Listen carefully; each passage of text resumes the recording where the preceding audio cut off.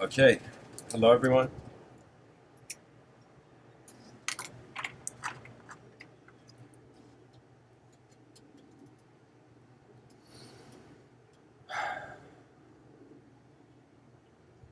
Welcome to this morning's episode. I am a bit sleepless, so bear with me.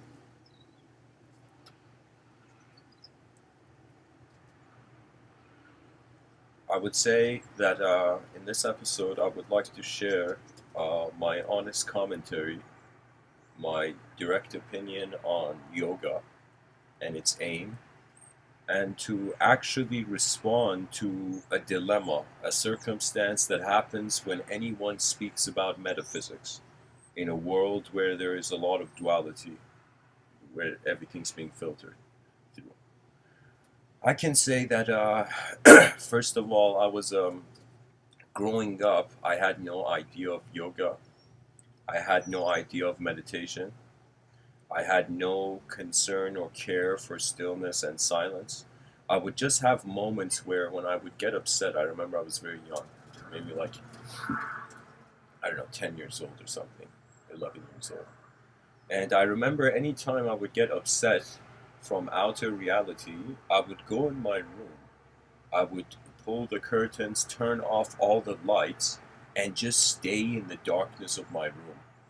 As if, like, when I turned the light off, it's as if it didn't matter if your eyes were closed or open, it was dark. So it was as if it was a sort of balance between the inner darkness and the outer darkness.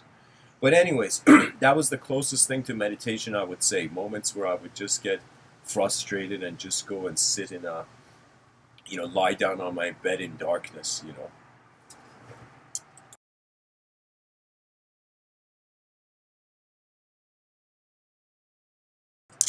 I can say the idea of yoga till 2011, the idea of meditation, spirituality, I had a sort of familiarity with it. I had my own certain amount of my own opinions established on metaphysics, but I would say that in 2000 up till 2011, that's not what I wanted. That's not what I cared for. That means I didn't care if the mind was existing in another dimension to itself or not. It was as if there wasn't that mystery. There was just life had a sort of program, a sort of algorithm, and it was as if you're trying to repeat the algorithm until it works.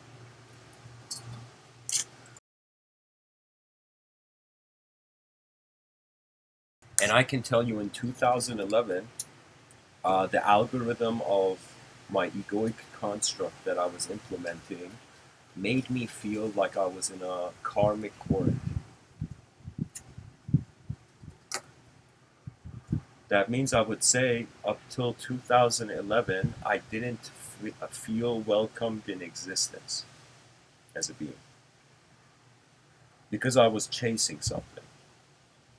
Now, I would say that something happened, and it started actually from 2011, and then I went on some sort of research project of my own. I realized I had no idea what my eyes were to me, and their depth and their extent, and what could they even do, or how far I could see.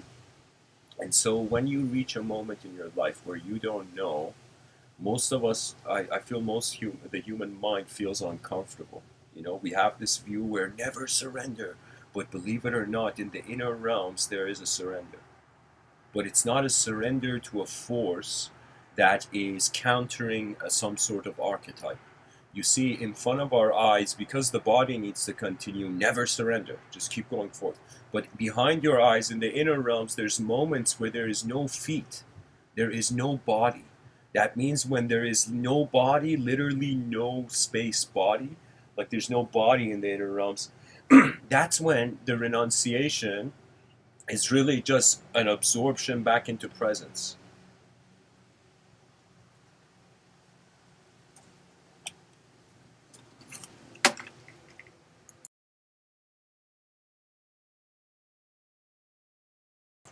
So, anyways, I remember going through a phase where I bought this notebook and I started taking notes. I was doing my own research project of, like, what is my own soul. And I can tell you that in 2000, unique events started to take place in my life when I realized I didn't know what was going on, and I actually cared from like a preferenceless state to see how do I not know. And then I would say unique events happened. So first, poetry found me. I was raking leaves, and I started hearing poetry sentences. Imagine a grown man raking leaves, and suddenly, in the middle of raking leaves on a sunny day, suddenly tears flow out of your eyes, but your nostrils don't get occupied. That means it doesn't. It's a sort of tear that doesn't affect your sinuses in a strange way. That means that your nose doesn't get clogged or whatnot. The eyes. Like I've had moments where I would say it's as if like it's not me crying. It's just the moment expressing sometimes. But anyways, so poetry found me. Now from 2011, before 2014, when I came to UK, from 2012 to 13, I went through an incredibly Tibetan Buddhist phase. That means I can tell you that in 2013, I was truly living like a Buddhist. When I say like a Buddhist, that means there was the truth was somewhere else. My truth wasn't in my ethnocentrism. So, anyways, after breaking the record of being the most Tibetan Buddhist Persian guy on the planet in 2013,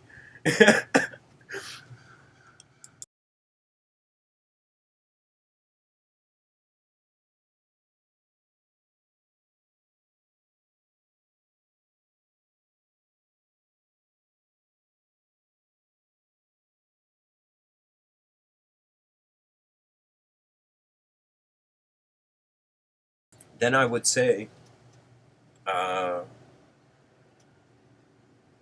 there were certain accompanying experiences. I wouldn't say like any sort of meta story experience, not any experience that I could tell you a story about, but just moments that would happen where I would know that how I know is not just because of my reception as a body. That means imagine something is going on in your vision that you instantly notice it has nothing to do with your sensory perception. That means the eyes and all the other senses, it's as if imagine they're talking. Imagine right now my eyes are open, so I can say in some sense that my eyes are like talking, my ears are talking, all the senses are active. Right now, imagine you find a moment where all the senses stop talking, and for a moment you get to see what is in the room. And from experiences of this sort, I moved on to a sort of trust of my intuition. I can say before truly diving into the concepts out there, it's as if first your eyes become interesting to you. Then, as you go to find your real eyes, you begin to see your real eyes is connected to a real world. And you see that the reality of the world is that there is many ways that energy is manifesting on a massive scale. That means we can, in a very playful way, say what happens when when light beams hit an inanimate earth. Everything starts moving.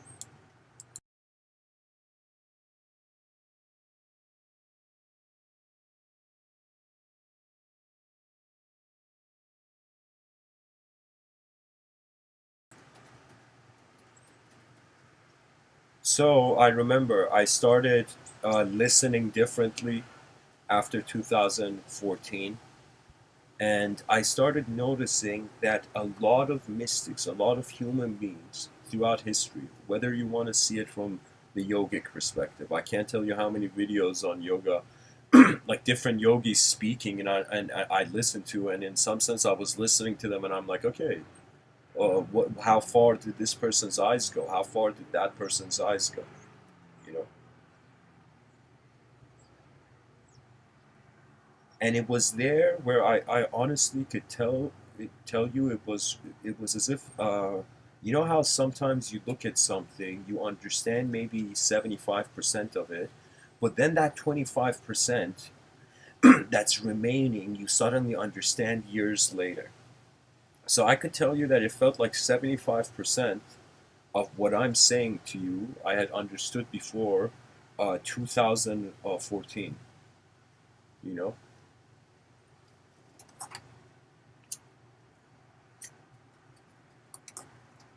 But I would say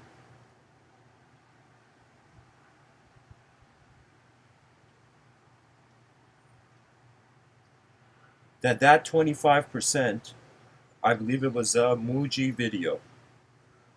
I don't know, it was some video, it was Papa G or Muji. It was one of these guys where it was a word. Have you ever had one word enter your conscious mind and revolutionize you? So for me, that word was presence. For the first time, I had an idea that there was the present. For example, right now we're in the present. This is a live stream. We're all present. But to realize you are a presence is non-human. And I can tell you that yoga, the word means to join. It means union. Union of the individual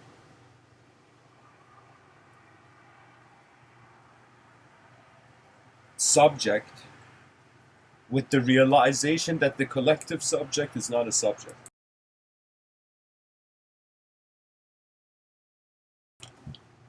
You can find this pattern in many just ancient texts. They thought the world was a dream and they wanted to go somewhere else. They felt that suffering was an illusion.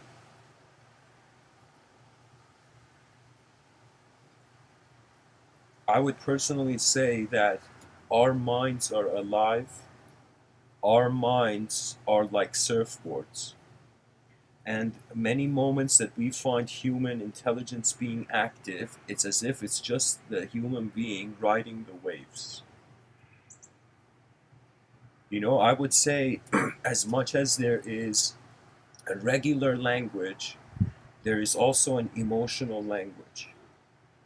And so there is this feeling that all human beings have to, at some point, step into this jacuzzi and feel the heat. And so what it is that you realize that what can move you is the you in the universe. My presence is not human. It is world.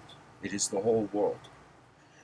Existentially, it's like so what? I exist here, and let's say in the Andromeda galaxy, there's Andromedans existing too. Andromedan extraterrestrials existing too. So I would be like, okay, they, and imagine they're super advanced, way more advanced than us. So I would be in some sense, okay, existentially we're equal. It doesn't matter if that person is on a horse, that person is on a car. It doesn't matter if the person is in an airplane. On an existential level, there is a massive oneness of equality. But on an experiential level, how we exist, that equality changes.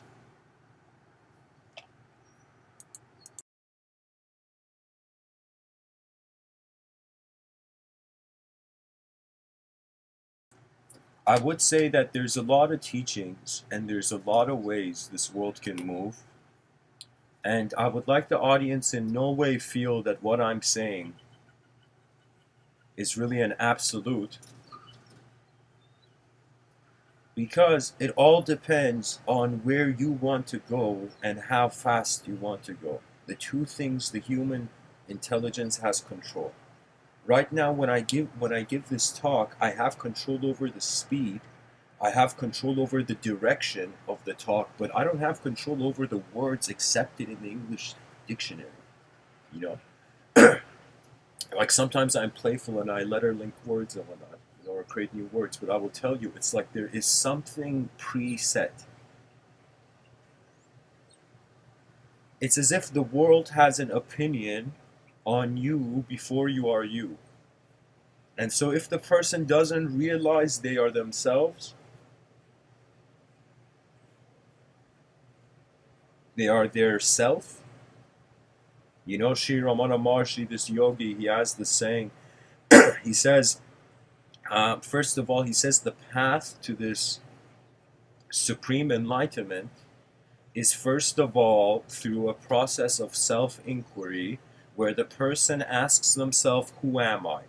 Now, in doing so, the attitude and the response is that the wisdom is following you and you require to just be still and the wisdom finds you.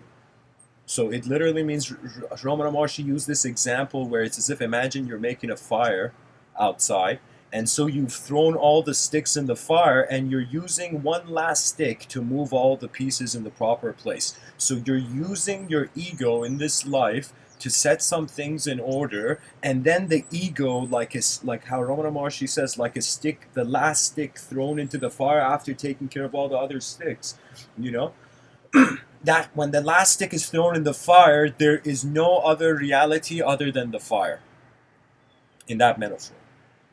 Okay? So what it means is that I can choose to be a personality, as I am right now. And I can choose to personalize everything. I can think the whole universe has a personality. I could think this tree has a personality. I could think this chair in front of me has a personality, you know? I can think space has a personality. It's just I can't see it.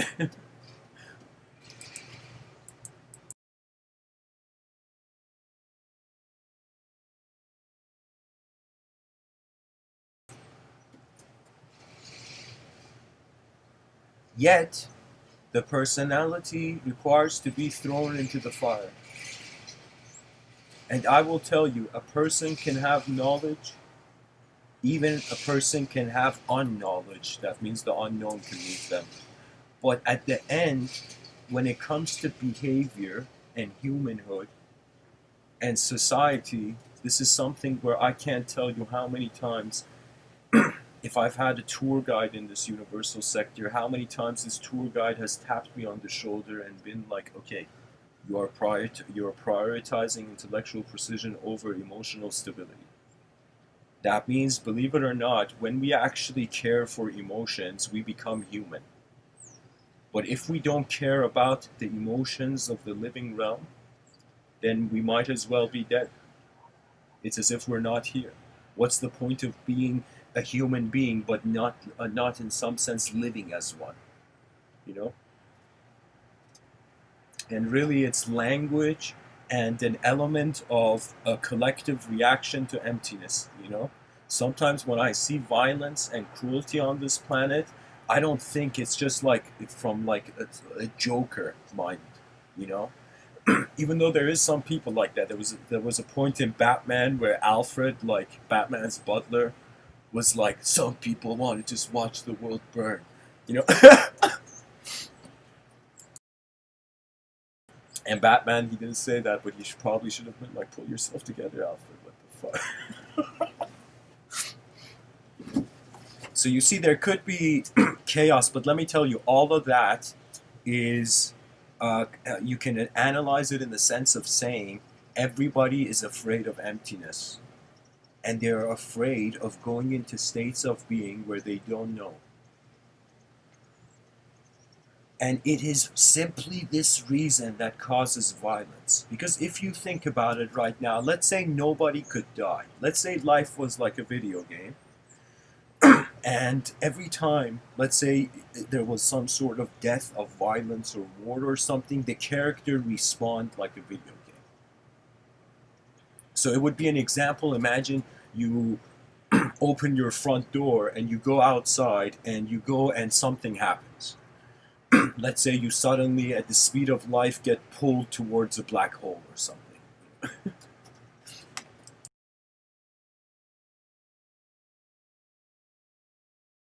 Now, the moment the person stops existing, imagine they respawn back from the last checkpoint.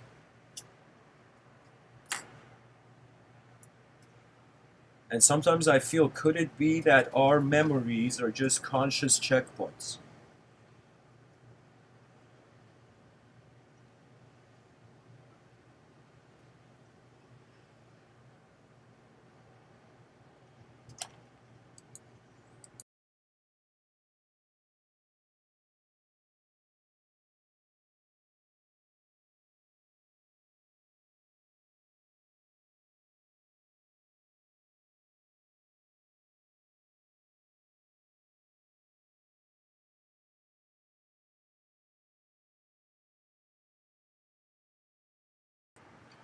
I would say that from a mystical standpoint, um, to confuse uh, the doer with doership is a yogic error. That means if you were to go into the path of yoga, the main thing is to recognize it's really, again, back to the Stoic view where Epictetus says we don't suffer from the events inside our lives, we suffer from the judgments we have about them. So that's the thing, that people don't suffer when you, I mean, physically, I'm going to put that aside for a second, the outer realms, and just say that you don't suffer because of what happens to you. A person suffers because how they interpret what happens. And that interpretation of what is happening and what is actually happening are two different things, which somehow the human organism, the human perception, is making them the same. And I can tell you, don't, like, people may hear me speak, you know, with a certain tonality here, with a certain etiquette, but I would say there's moments where my voice has also been too sharp. And what I mean by that is that the more you see, technically, if you look at something bad, the more bad you see. When you look at something good, the more good you see. So the better your vision is, it doesn't mean there's less chaos, there's more order. It simply means you just see more dimensions to something, and by seeing more dimensions, you can say growth is multidimensionality. That means really, what is the brain doing here? You know, what is the brain doing? And we say the brain is like an emergent property. It's like a flower that just grew, out of nowhere.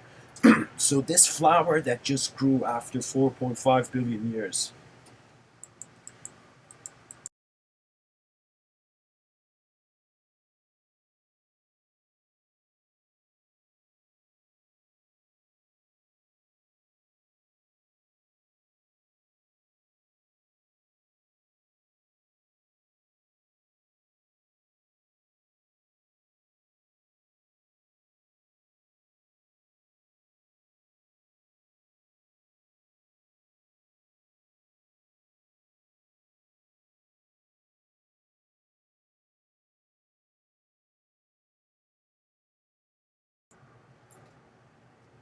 you know, the great Alan Watts says,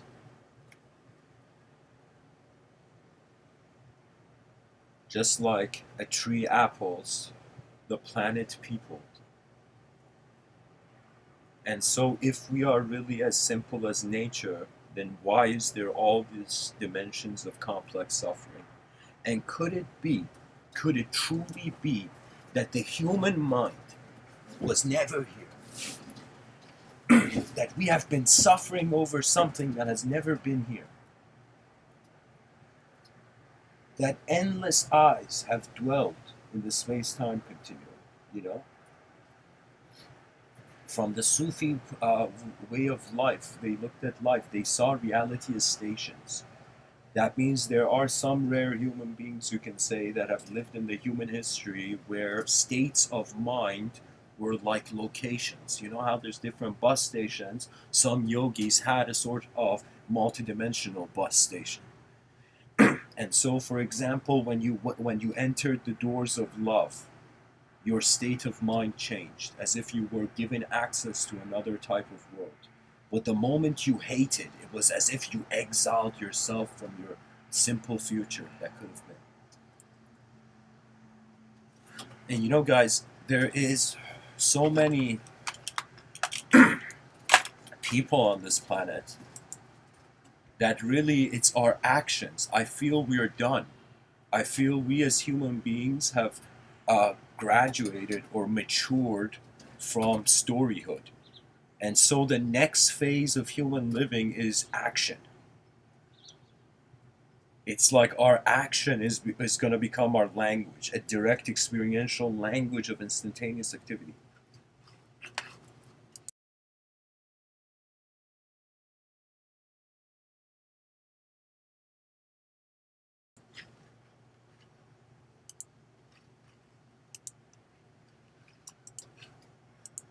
When I was young, being raised in Iran, their religion and church and state in Iran are not separate. So because they're not separate, from a young age, in order to know the laws of the nation, you regard to know the religious narrative. And I would say in the religious narrative, there was the idea of Christ, and recently I found this picture where this picture was very heavy. I'm gonna post the picture here for people to see it. That means I can't tell you how long I was looking at this picture. People can see it in the wallpaper. And so if you look at this picture, you're seeing history. You're seeing how the effort of a human has influenced the minds of so many generations of people. And what's fascinating is just look at the businessman. Look at that businessman where you see his right hand, he's like, don't worry. You know, that right hand of the businessman is ego. And it is the ego, it's as if we are, one foot is in the clouds, one foot is on earth. And our pant size, you can't measure.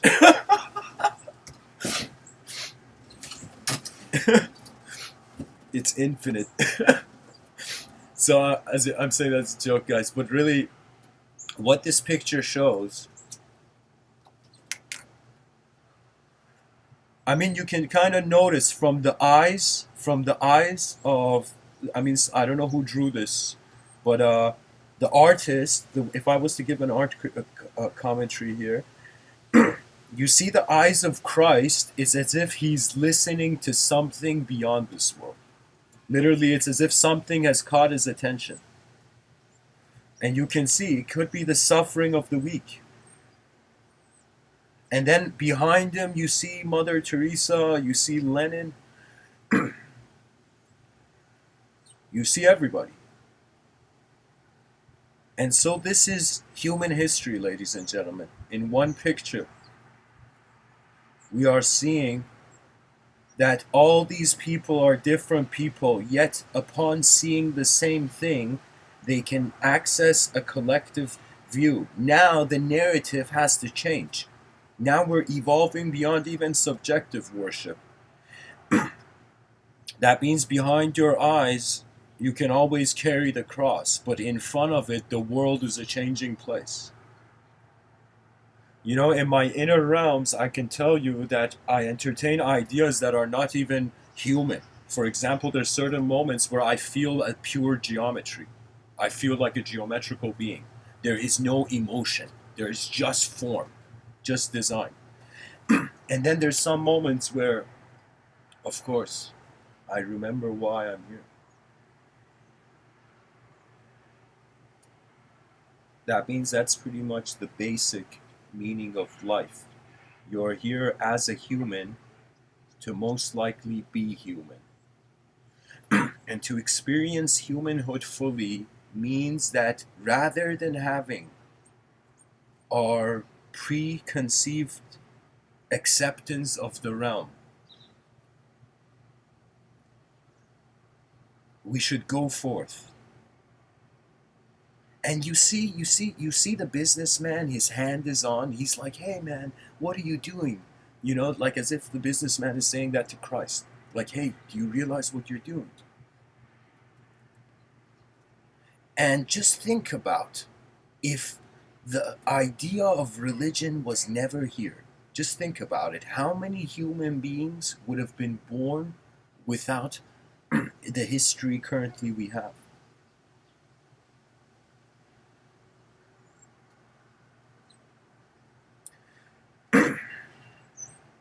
When we realize we're all roaming eyes,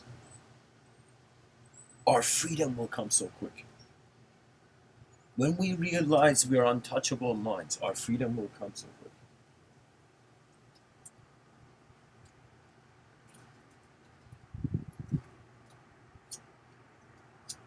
And I don't know who drew this, but whoever drew this, you can see the light.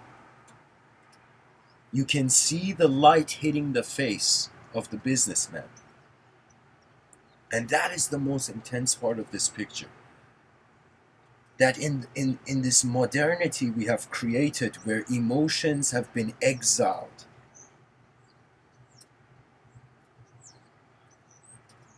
real emotions.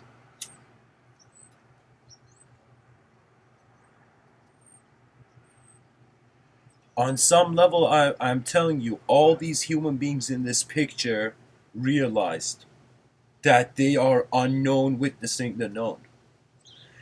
And all of them, I'm seeing the conditioning. Every person, from the way in this picture they are dressed to the way they are behaving. Behavior is a dress code for the mind.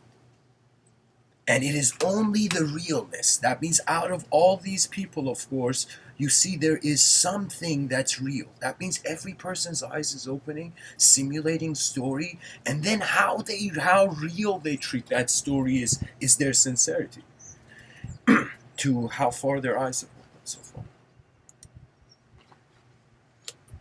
Can people hear me, by the way?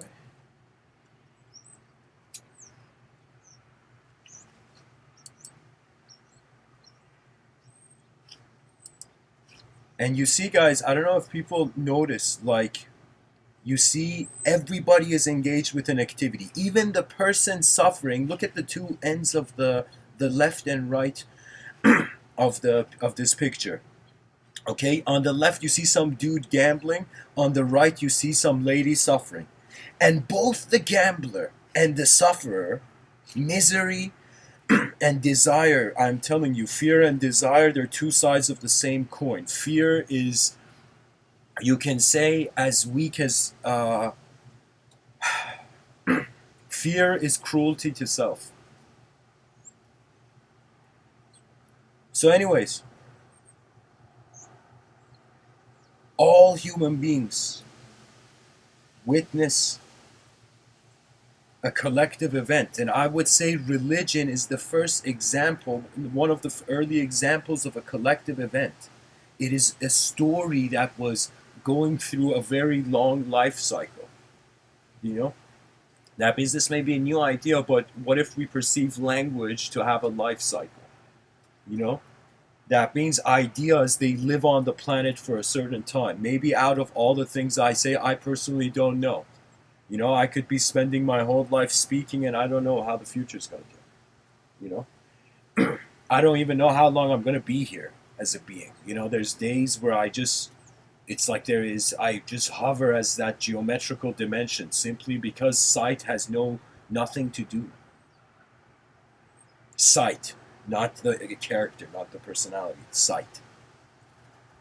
That means sight is a quality of being, but living is a quality of doing so.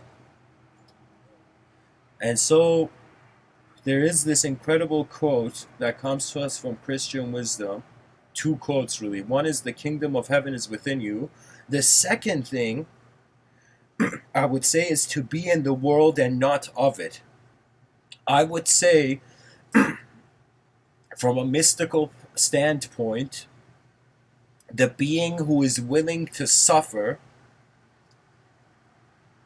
who is willing to move the theater, the play of life forth, is in some sense the oldest being in the room.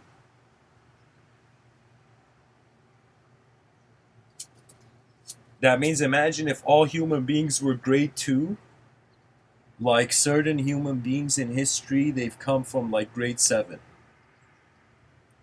Or maybe even grade 8, you know? From grade 8, they've come to grade 2, and they've acted like a fool in grade 2. Why? So those in grade 2 can realize there's higher grades. And for me, you know what it is? Out of this whole picture, I would also say one thing that's really making me emotional is just the weight of the cross on the shoulder. That moment where you're putting in effort and you don't know the outcome.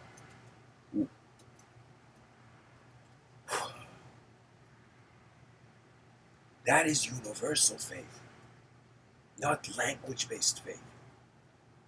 Not that you tell a story to someone and they become a good human being.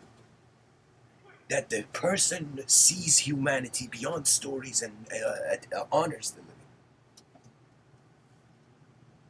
And how many out of these people only see themselves? You can just see. Look at, for example, Lenin with his fist. Look at even what's his name? Hitler with his fist. You know? Look at that other dude with his fist. So what do you see here?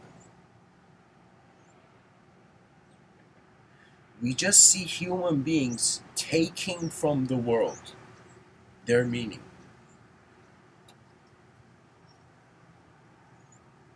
There's way more to life than just taking survival.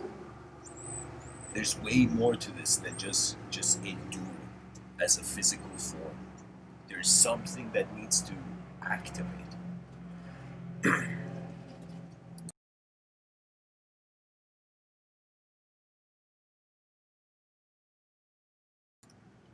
Oh my god, Billy says suffering because she lost to the gambler. You mean the lady on the side?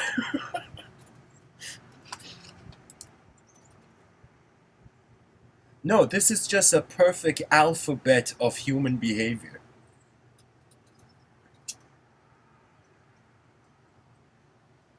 This is the big question. Is the world simulating the self, or is the self simulating the world? And if it is the case that both answers are true, none of the answers are true.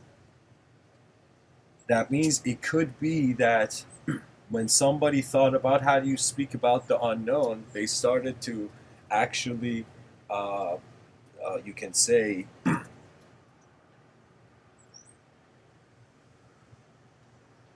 you know what it is? It's like a magician, okay, or an illusionist.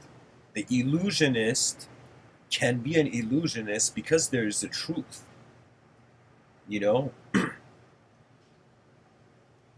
Or the magic show becomes exciting when you know that there isn't magic in it. You know, there's something else going on. And so imagine some person's doing a magic show, and then some person freaks out, never having ever been to a magic show, and the person runs on stage. It's like, no, you're lying. This man is a con. This man is a con. And everybody in the audience is like, buddy, sit down. It's a magic show. You know. And so that's what I'm telling you. It's not that there is truth to share. Truth was in the room before we were. It's all about managing your illusions.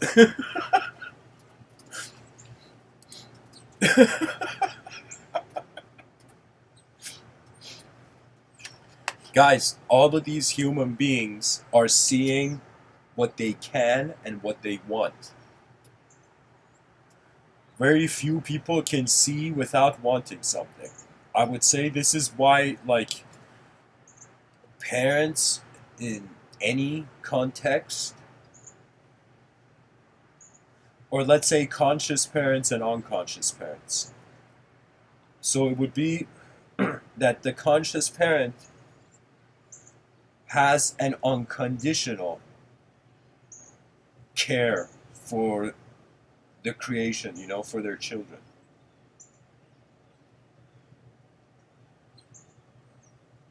That means if we wanted happiness and we defined happiness in a certain specific way, it's like that happiness is just going to be a rare occurrence.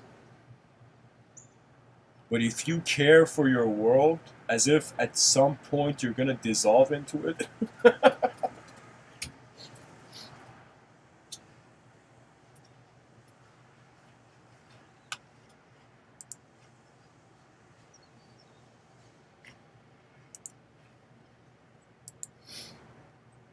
you know, there's always new horizons. There's always new ways of looking at the way you're moving.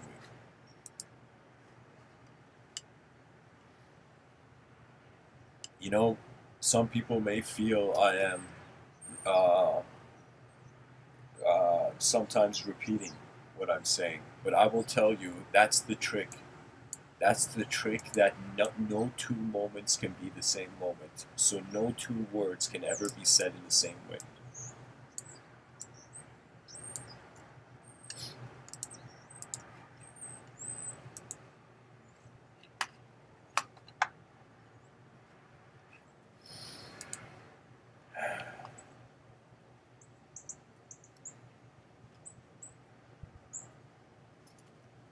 You know, imagine you opened your eyes and you saw your hands were building something. You were building some invention. And you're like, whoa, I just opened my eyes. I'm in a world and my hands are already building an invention. They're already doing something, you know. And you suddenly begin to realize that that is what life is. It's an inventive effort of, believe it or not, what appears to be a temporary energetic container. You know, it's like my mind is experiencing the body like it's the vehicle, and my eyes are like the windshield. You know,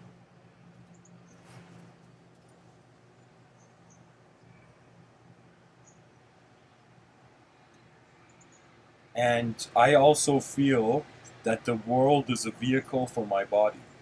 You know, that means really it's like there's nothing to own here, but there is endless utility in, I would say, living.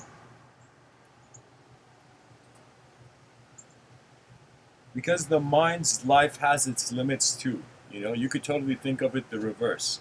You know, right now we started off feeling we're objects first. Now we've noticed we're subjects, and even moving beyond that. But it could have totally been the case that we started off as subjects first, and we were born into the objective. That means it's like when you're a subject, object. It's like when your space, matter is your truth. When your matter, space is your truth.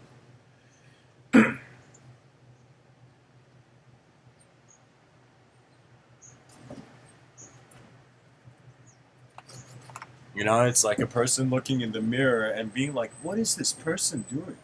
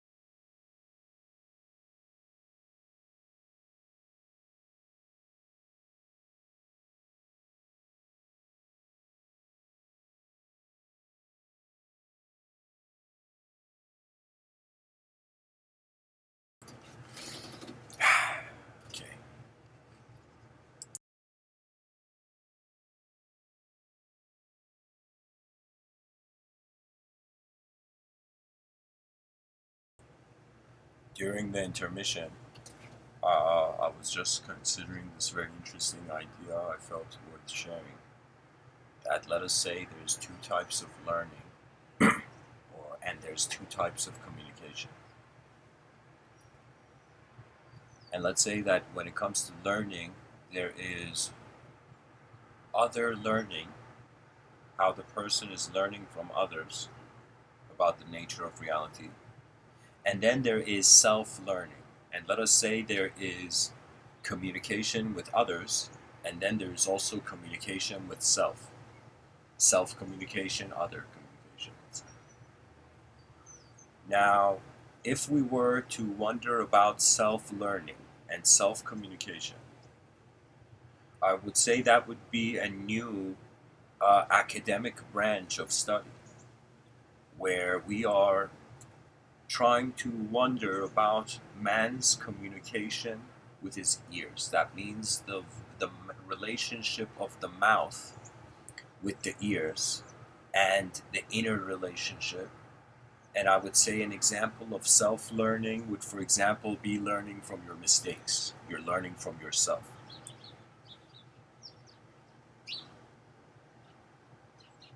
Other learning is when you're learning from the mistakes of others.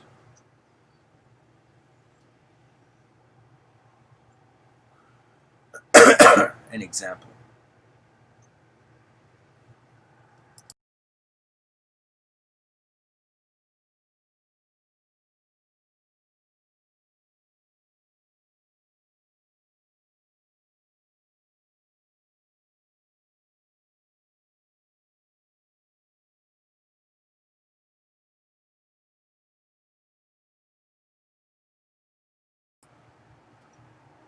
And so let's say you can learn from even your self-communication. And what does that mean? Now here is where it gets tricky because the language, the nomenclature of the terminology of, I would say, psychology so far creates a blind spot for itself in regards to how the human being, if there is a chance we are multidimensional, that's self-communication. So technically, me wanting to pick up a cup of coffee and my body moving, it's literally like my mind instantly communicates as the body. You know, so it's like as I speak, sometimes when I speak, my hands raise in there.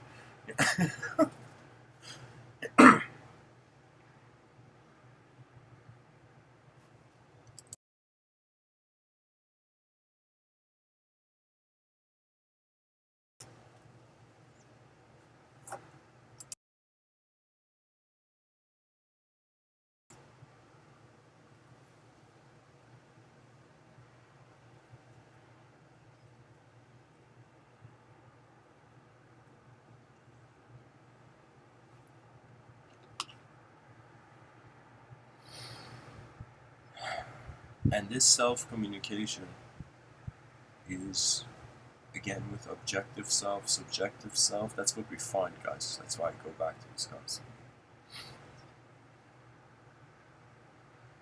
Now, let's say right now I'm a subject being an object simultaneously. My body's being my mind is being my body.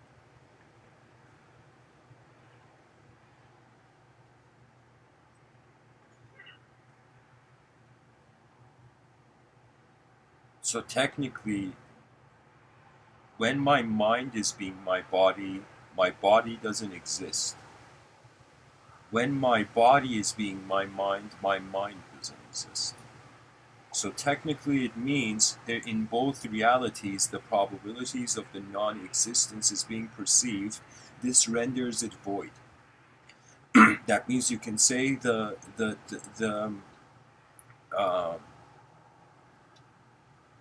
the rhythm required for multidimensional travel is ultimate contentment with emptiness.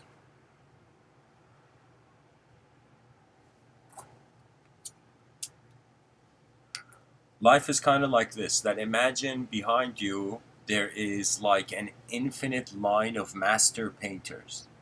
infinite, endless line of master painters.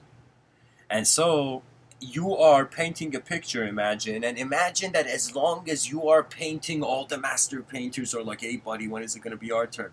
You know. And so what happens is, if the person who's been painting constantly for a moment stops painting and has no preference and just watches the moment, they will see endless master paintings take place. I would say this is where nature welcomes you, and this is where I would say nature initiates you into its own, more of its own eyes.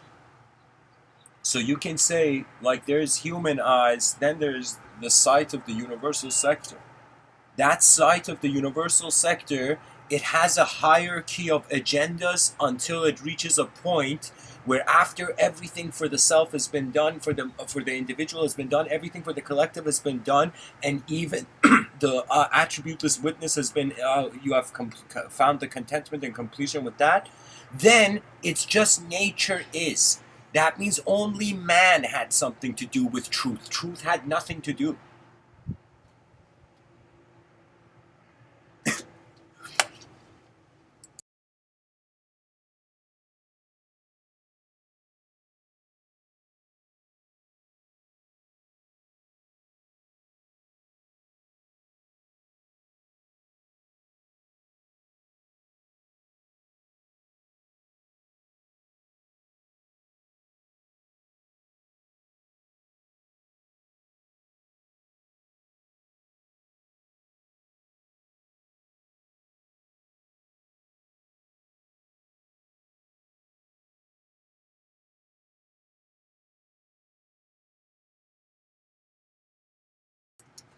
You know, to go back to yoga,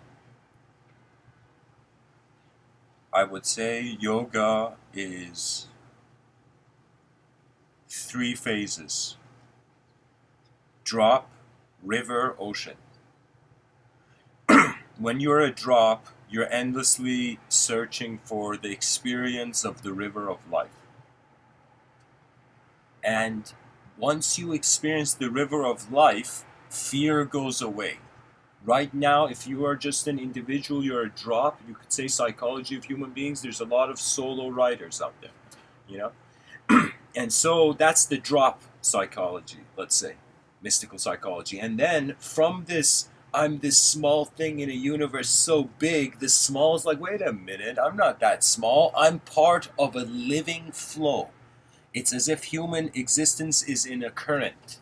You know, we've all, so you would say the mystical consciousness, that is true presence. That's the whole point of mysticism. Once the drop becomes the river, you're all good. You shouldn't worry about the ocean.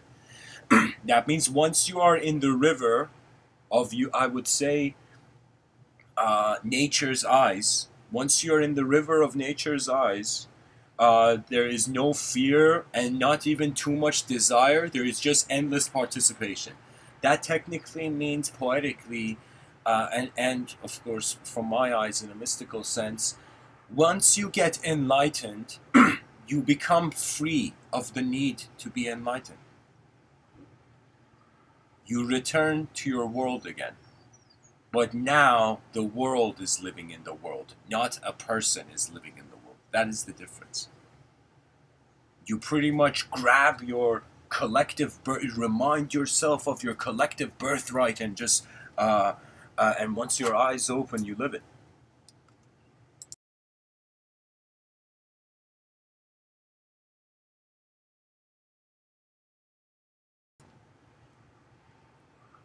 So once you're in the river state, you can say, once you've realized life is not about an ideological container of truth, linguistic container of truth, life is a flow. It is a dynamic movement where no one could ever die, no one could ever be born. It's like a river has technically no beginning and end. That means the drop just feels present with all life moving. So now, beyond this, let's say you've been there, done that. You know, you're listening to me and you're like, Mr. Within, you don't know me. I am God, man. And it's fun, you know? Everybody can be God in their inner realms. There's freedom, you know, there's freedom. You want to feel like God? Sure. It's like, but the whole point is it's inconceivable, you know? So if you want to feel inconceivable, how could you have feelings? How could you have an emotion on the inconceivable? So, anyways, the oceanic state. What is that? That oceanic state is our future communicating to us now. But our future is not dual. That means all our language and history is going to experience an apocalypse, and then the multidimensional experience, wave of multidimensional experience is going to begin. That means human beings for the first time cannot rationally have a reason, cannot have in any way a reason to anymore hate the world or fight it or suffer in it. Let me tell you why. Because it's all dimensions. That means we are not robots, but strangely we can fathom as if everything was just shape. That means imagine right now you're hearing me, you're just hearing sound. Can you see how everything I'm saying is simultaneously just being sound in the void? And we have built the story of human life on these sounds in the void. Remarkable, isn't it?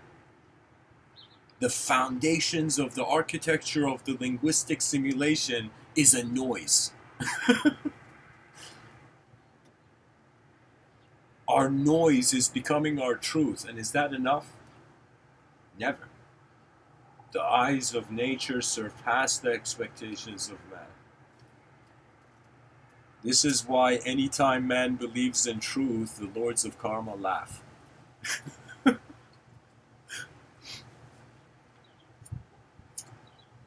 It's all about responsibility. I would say in the oceanic state, there is no individual purpose to life. There's collective evaporation, maybe. You see, for how long can we just be separate chess pieces on this chessboard? After some point, collective efforts will be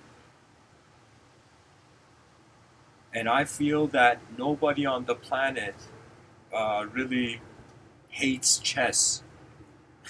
Maybe there's people who hate chess, but it's just such.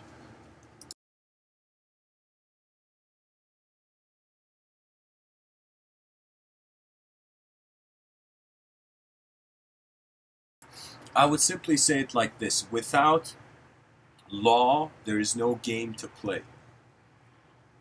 If life didn't have rules, it would stop being fun.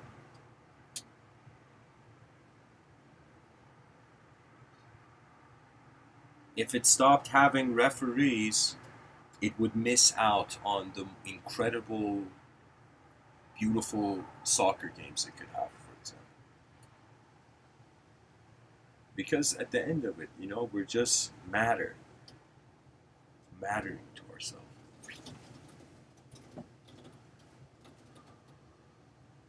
So can you believe it? It's like atoms are talking right now. You know, it's like let's have a slow hand clap for Stardust. You know, Stardust came far this time around. You know.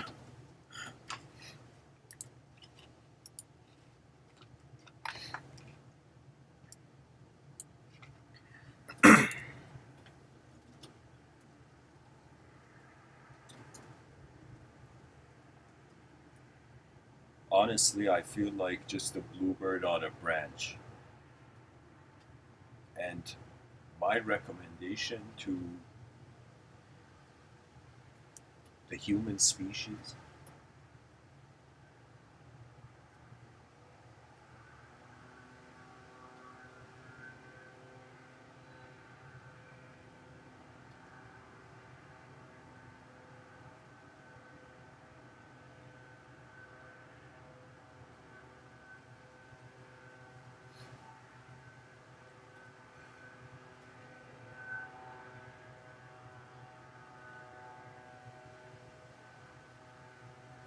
I mean, the eyes can't be sculpted to certainty from here, I would say.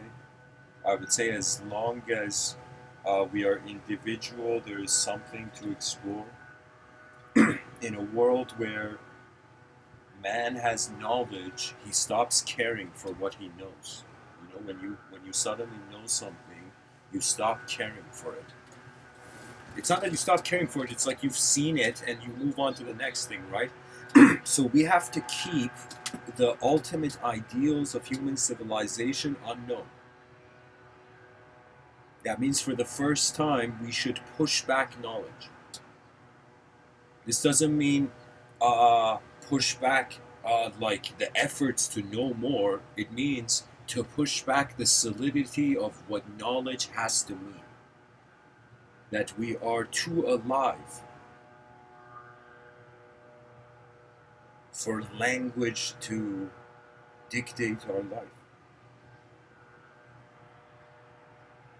You know, there was a moment where I did feel this whole life as a simulation, and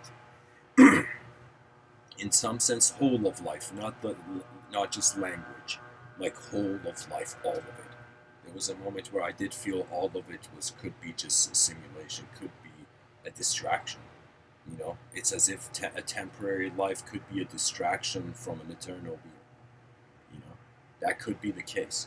But I would tell you, it suddenly shifted where, why here? Why now? And so this is the cool thing, that the psychology has no choice other than to process what it has access to.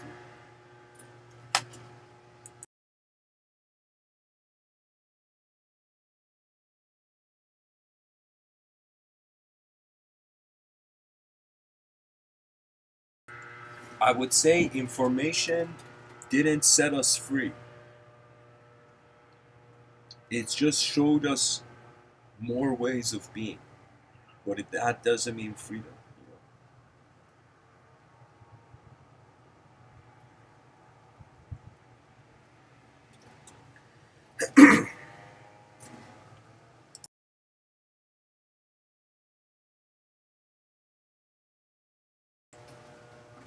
Constantine says if you want to get ancient knowledge, try ayahuasca.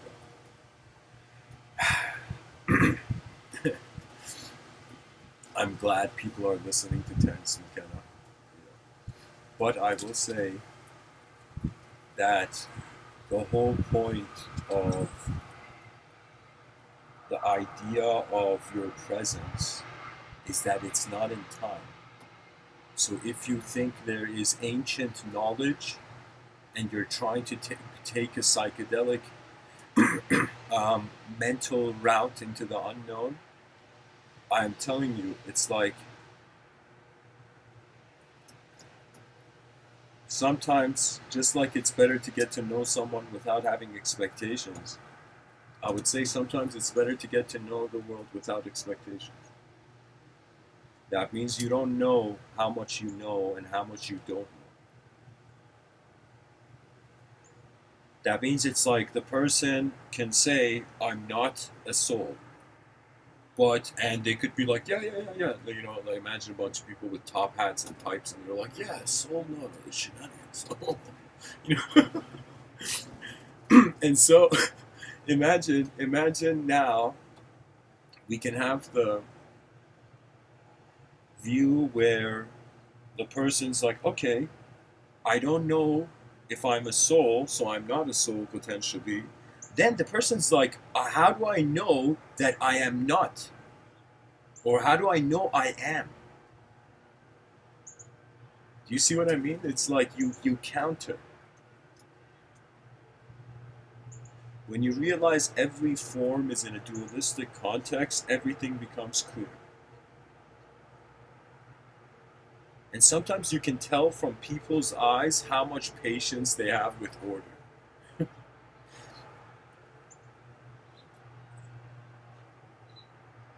I would say there is technically no sin except unconscious living. That's it. That means if you're not in the driver's seat of your life, that could be a sort of sin.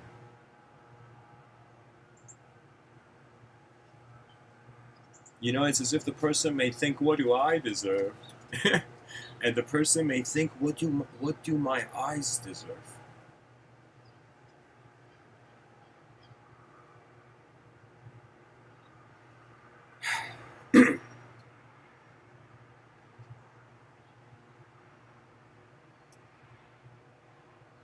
There's a Zen story. There's this Zen monk. He sits in in this grassland, meditates, realizes a truth about nature, and as the Zen story goes, I read this online. As the Zen story goes, a dark minion in another dimension or something notices this guy getting insight, getting realizing something about the truth of nature, and the dark minion's like, "Holy shit, this guy's realized the truth." And the dark minion runs to the Dark Lord, as the story says, and says to the Dark Lord, "Dark Lord, this human being just saw way more out of reality. What do we do?" And the Dark Lord says, this is the moral of the Zen story, the Dark Lord says, "Don't worry. That human being will make a belief out of it." That means even if we see the truth, we try to contain it and fix, put it in a fixed position instantly, that we actually get rid of the life of it, you know? So that means it's there is no truthful action. There is just being, truthful being. And it's really how much energy you are willing to put for uncontrollable karma.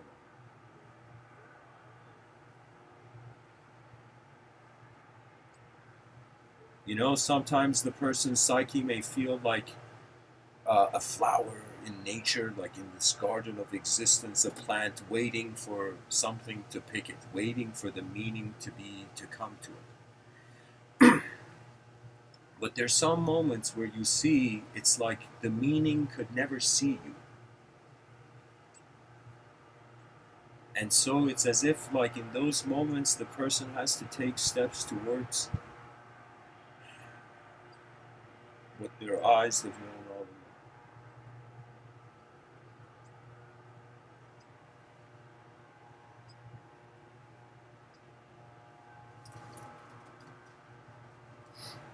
Do not fear the multidimensional. It is something that has been not allowed, both in the religious mindset. It is the secret of God, the multidimensional, the soul, and so it's you can't know anything about it. And you go to the secular view, it's like, "Soul buddy, get out of here." You know, you're letting your imagination walk in reality. You know, it's like, shame, shame, shame.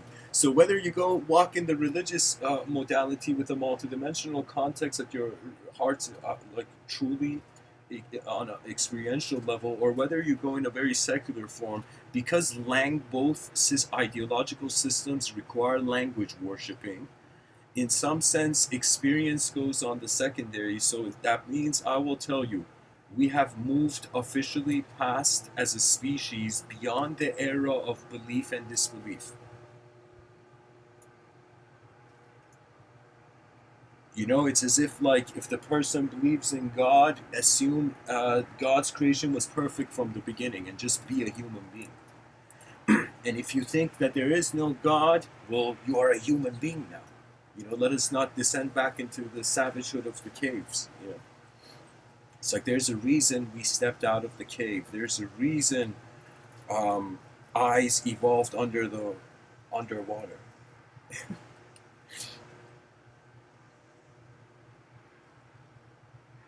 Sometimes I feel consciousness when the first eyes of creaturehood was developed. I think consciousness was freaking out. Consciousness is like, "No way, I could see something." You know, even though I'm a fish underneath the ocean, I can see. I can see the sea. Oh man.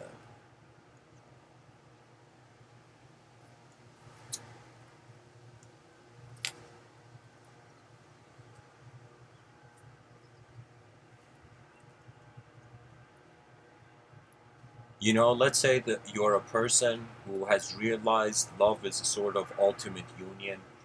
You know, there's something called Bhakti Yoga, that those who have a sort of simple, sincere love for the world, that is literally the world, like, the world's got your back, you know? But I would say,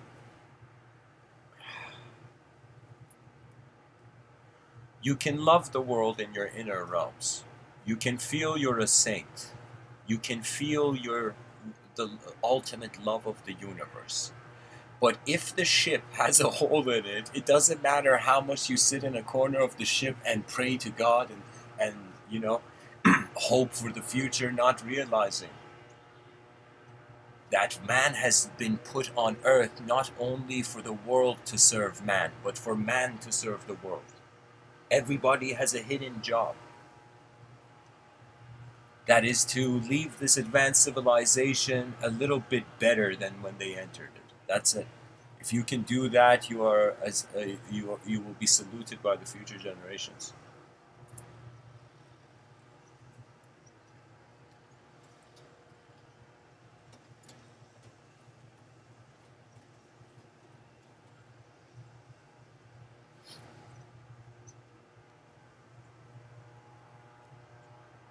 Mysticism, beyond changing beliefs, means for the first time, direct experience is noticing the unconditional.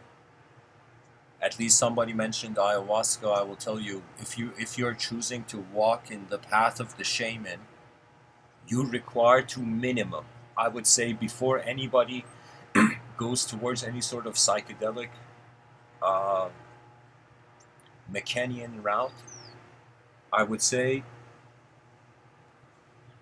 just go put your palm on a tree in your most sober state and leave your hand there for 20 minutes or 10 minutes max. Just leave your hand on the tree for 10 minutes and just look around as if 10 minutes your hand is just connected to the tree. And I will tell you, until you have noticed some sort of trust in nature, don't lift your hand. But when you can trust nature, when you could literally look at that tree as if you're speaking to your whole moment of existence and be like, I trust you, then go journey in the inner realms. Because as long as you have doubt in the outer realms, the inner realms will just be a dream inside a dream. And what can you do with that? You can't do anything. You could just say it was nice. It was nice until I woke up and the context was totally different. We should usher the species towards advanced communication, towards sincere living. We have to glorify, I would say, simpler dimensions of this system we have built. And when we simplify it, then the complexity can be understood. That means any sort of nation, you can say, that is having complex issues, it requires to just zoom in on how did, from simple events, a more complex event arise. So when it's like yoga is pretty much the same thing, where you're wandering from the complexity of this life, where you're in a character in a story of, you know, light, night and day, you know. So this character in the story, it simplifies, and as it simplifies, it begins to comprehend itself more and more as the instantaneous presence of attributeless energy. And when you can be present in a moment without being anything or doing anything, without having an opinion on your opinions, I will tell you, you know, this world is an ancient friend of our species. This world has been with us, you know. You can say as if like a comrade in the battlefield of existence. We could say we are the karma of the space of this universal sector.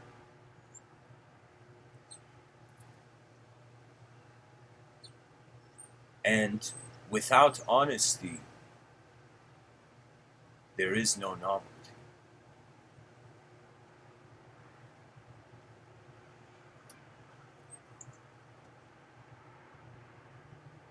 You see, your energy is coming from somewhere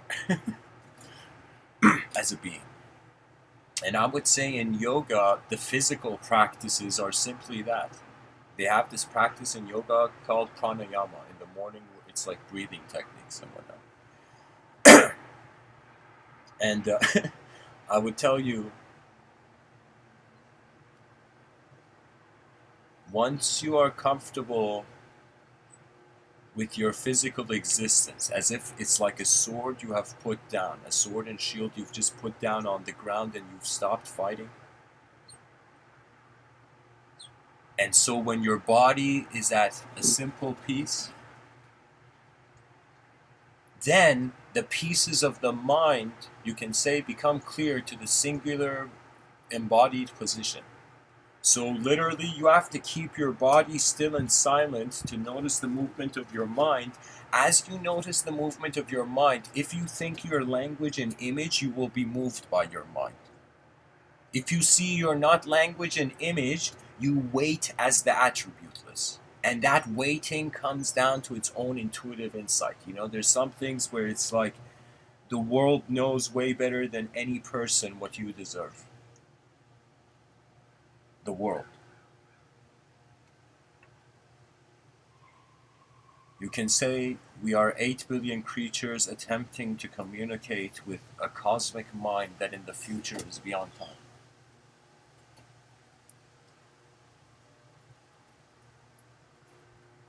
Can you imagine? This would be hilarious, but I thought, can you imagine they make an announcement on TV and you're like, what's this breaking news? And they're like, you know, the most qualified people have recently realized that the body is going from the past to the future, but the mind is going from the future to the past.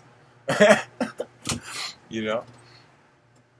And people are like, no way, that makes sense. That's why we have intuition, foresight, imagination, because we're coming back from, you know, the future.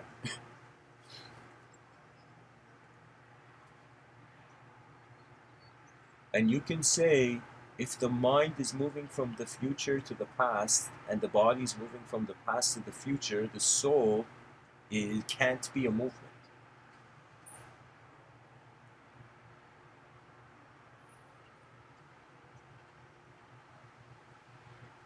Imagine there was this guru, this yogi, and this disciple goes, you know, what egotistically still shallow disciple goes to this yogi, you know, and says to the yogi, tell me the ultimate secret. And the yogi's like, shut up. And this guy gets so offended. He gets so offended, he gets broken inside, and he's like, no, this enlightened guy told me to shut up. And so the guy goes and leaves, you know, leaves for years, pass by, and he goes and tries other methods and other gurus, and there's some gurus that don't tell the guy to shut up, you know. And so eventually he sees the secret is silence. Then he realizes the first guru told him to shut up, that was the secret. I wouldn't say it's shut up, it's like the linguistic, the inner realms effort faster than the body stuff.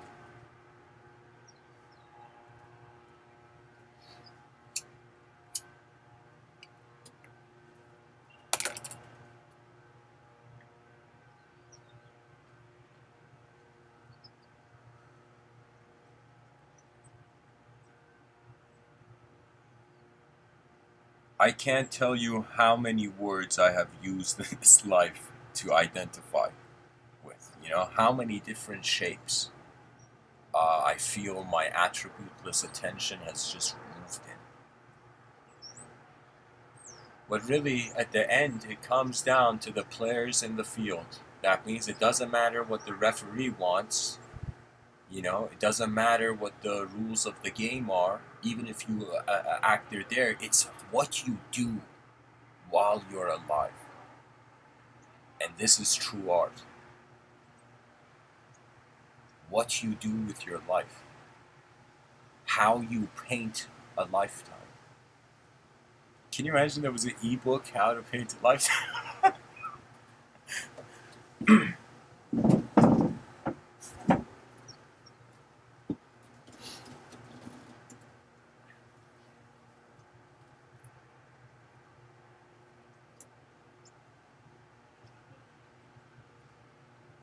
So many personalities. If there was a collective dimension evoked in every human psyche, that means imagine for the first time. Imagine right now, and a command was heard in the sky. Everyone on the planet heard this command, as if this voice was given a command. And the voice that gave the command from the sky, everybody is looking. you know, at the sky and hearing this voice, and the voice says, I am, let's say it's the voice of an advanced civilization from the future. And this voice says, human beings, as if, like, imagine a command is being given by the future to the present. Realize how you're collective in a collective system, and I will tell you, their mistakes will become gifts.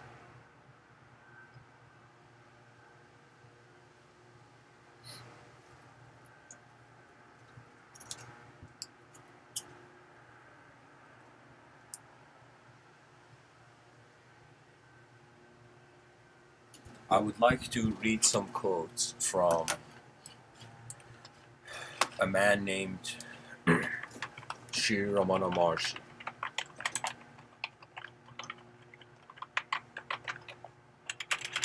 This guy is, I find him to be one of the most observant human beings on the planet.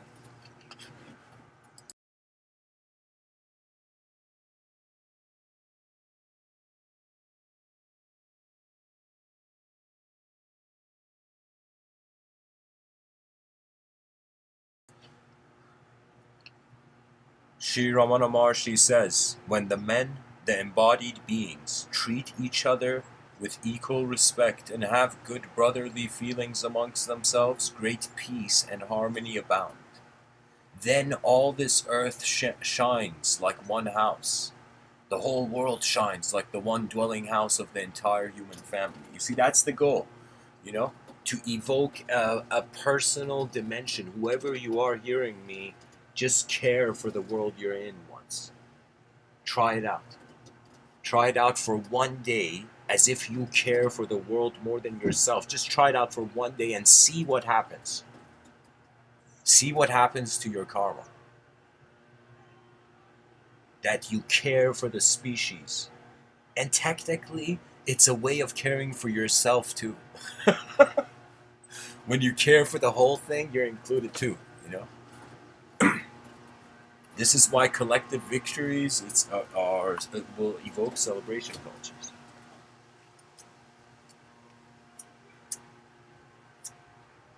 That means history has been a sad story for too long. Sri Ramana Maharshi says, if other thoughts rise, one should, without attempting to complete them, inquire, to whom did they arise? It will be known, to me. If one then inquires, who am I? The mind, in quotations, power of attention, will turn back to its source. By repeatedly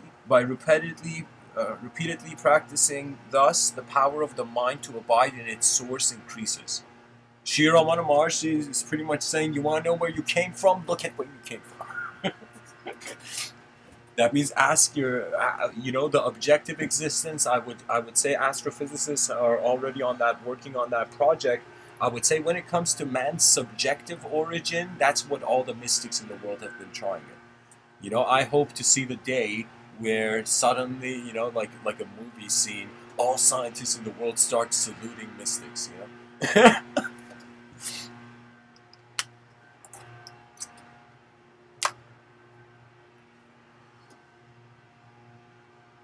Pretty much, it's like the mystic is the older brother of the philosopher. The philosopher is the older brother of, I would say, science. The older brother of the psychologist. And then we have the psychologist being the older brother of the scientist. And if this line of command is maintained, I will tell you, we will have the most advanced and sophisticated educational system. If this chain of command is maintained. Because it means that we are actually creating a a humanized hierarchy of the known and unknown.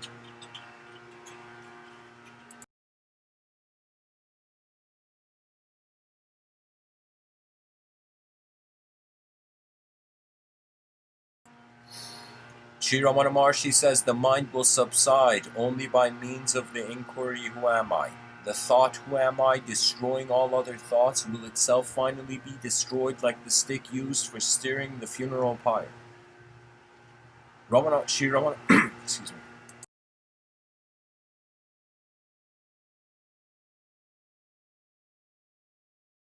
Sri Ramana Maharshi says, what is called mind is a wondrous power existing in self. It projects all thoughts. If we set aside all thoughts and see, there will be no such thing as mind remaining separate. Therefore, thought itself is the form of the mind. Other than thoughts, there is no such thing as the mind.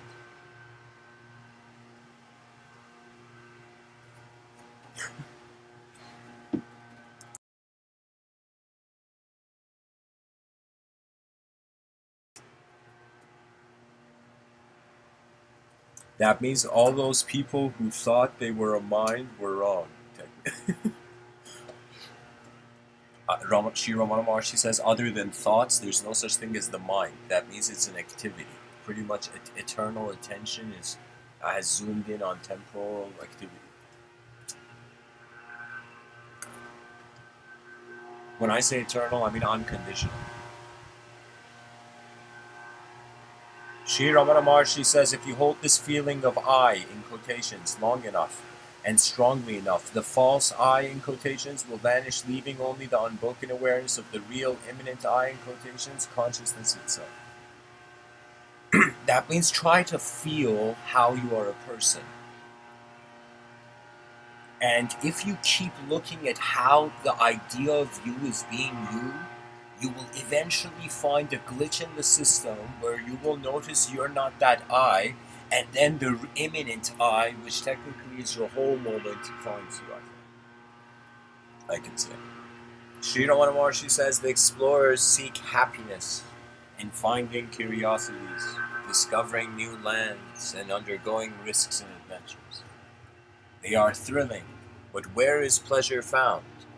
Only within. I knew it! I knew it!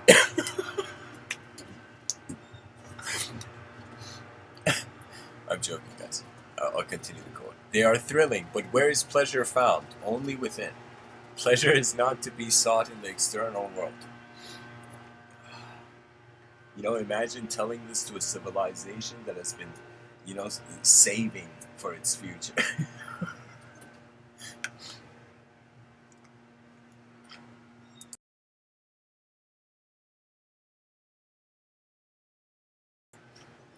Sri Ramana Maharshi says, eventually all that one has learned will have to be forgotten. Sri Ramana Maharshi says, there's nothing like within in quotations or without in quotations. Both mean either the same thing or nothing, yeah.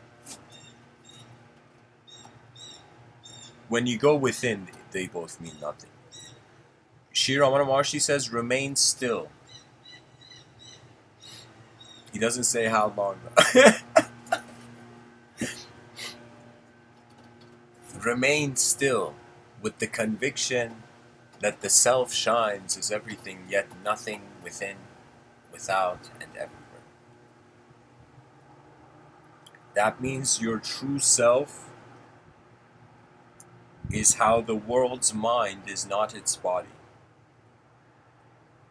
That means existence is a body. Experience is a mind. Because existence has a cosmic mind, let us say, this cosmic mind renders our individual mind as a drop in the ocean, so drop in ocean is ocean. So when you're still, you're technically everything and nothing. Everything that is in nothing.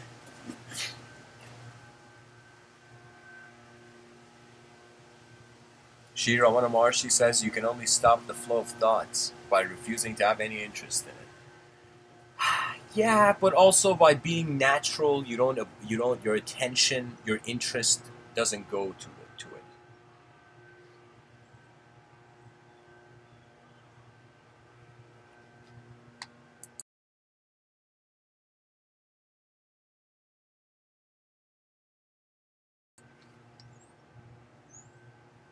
Shri Ramana Maharshi says it will come all right in the end.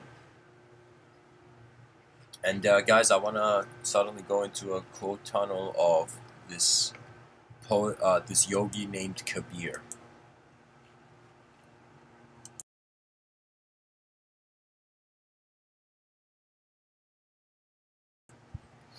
Kabir says, "More than all else do I cherish at heart that love which makes me to live a limitless life in this world."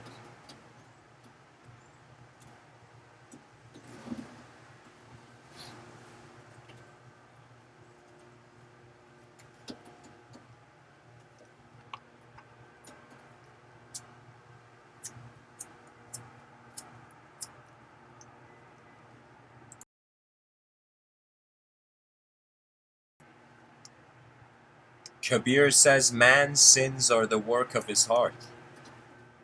Kabir says, "Man concealeth all the sins he committeth, but at last they are all disclosed."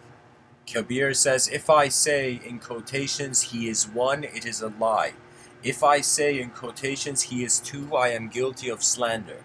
Kabir knows him as he is, but cannot express him. The devotee who can stay in that place where the invisible and the manifest are one, like a lamp in the doorway, illuminates both what is within and what is without. As a piece of cloth is not different from the threads which comprise it, so Brahman is not different from the world, and the world is not different from Brahman. Kabir, there is no difference between the world, the creator, and Brahman. Brahman is in all, and all is in Brahman. The fire is in one, whether it bums in a lamp or a torch, so Brahman is all, and in him exist all souls, God and the world. Unity is the essence of the teachings of all the saints. Laugh at Kabir if you do not become perfect by living in accord with this truth. So you see, unity is not oneness. It's living in accordance to just the ultimate.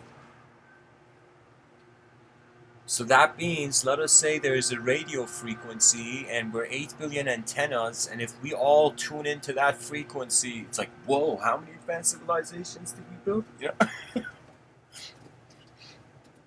Kabir says, there, what form or shape is there to describe?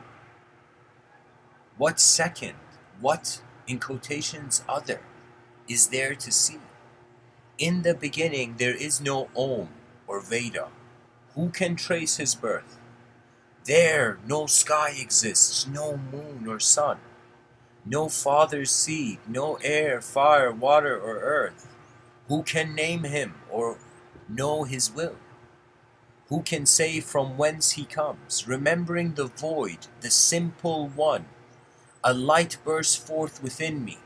I offer myself to that existence who is non-existence.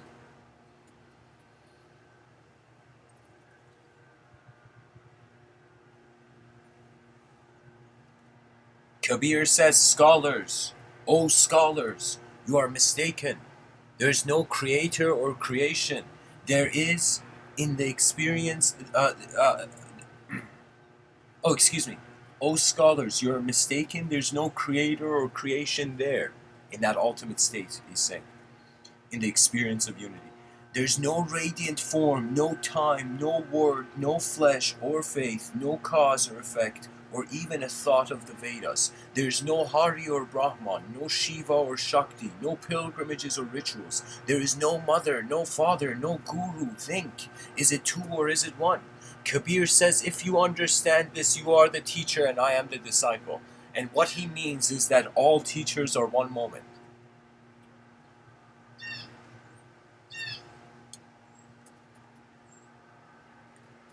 Kabir says, Rama has possessed me, Hari has enchanted me, all my doubts have flown like migratory birds in winter. When I was mad with pride, the beloved did not speak to me, but when I put on the robe of humility, the master opened my inner eye. Dyeing every pore of my body in the color of love, drinking the elixir from the cup of my emptied heart, I slept on his bed in divine ecstasy. Guys, this is a mystic speaking. He's talking about non-existence there, when when he says in Divine Ecstasy. The devotee meets Hari as gold meets a gold solvent. The pure heart melts into its Lord. Kabir says, guys, this is from a website I'm reading, by the way. Kabir says, your Lord lives within you. What do you search for outside? Kabir says, listen, O brother. The Lord who has ravished my eyes has united himself with me. Guys, Kabir was, by the way, let me see, he was alive how many years ago?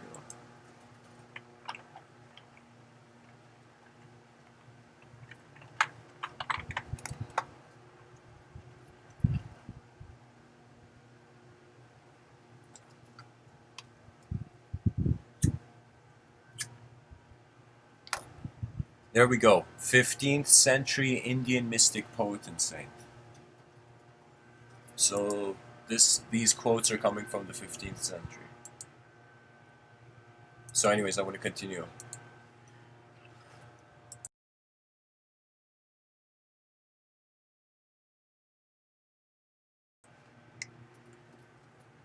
Kabir says, O brothers, the love of God is sweet. It is conferred by the master and grows... Guys, this is a polytheistic tradition, by the way. O brothers, the love of God is sweet. It is conferred by the master and grows sweeter every day. Wherever I go, I offer obeisance to the Lord. Whatever I do is an act of worship to him. In sleep, I reverence him. I bow my head to no other. Whatever I utter is his name. Whatever I hear reminds me of him. Whatever I eat or drink is to his honor. To me, society and solitude are one, for all feelings of duality have left me. I have no need to practice austerity, for I see him smiling everywhere as the supreme beauty in every form. Whether sitting, walking, or performing actions, my heart remains pure, for my mind remains fixed on God, says Kabir. I have experienced the divine state beyond both joy and suffering, and I am absorbed in that. Brothers, the love of God is sweet. Remember, he's just said beyond both joy and suffering. It's not a story. So Kabir he's speaking in the 5th century to that kind of audience, but I will tell you what he's really implying is that non-duality is the ever-presence of the truth.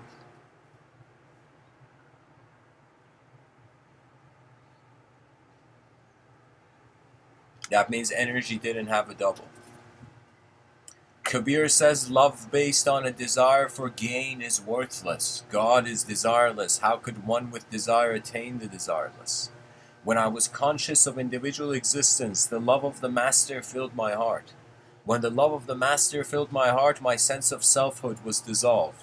Kabir, this path is too narrow for two to travel. Wow. That means at some point you let go of the conditional and you step into the pure lands of an ever-present nature. Man may be confused. Nature knows what it's doing. Nature's like, look at these fools freaking out for no reason. Yeah. Kabir says, "Are you ready to?" Oh my God, this poem is too intense. Kabir says, "So many bodies, so many opinions, but my beloved, though invisible, but my beloved, thou." Oh my God, what is this? So many bodies, so many opinions. But my beloved, though invisible, is all these bodies. There is no life at all without the beloved. The self lives as each and every one.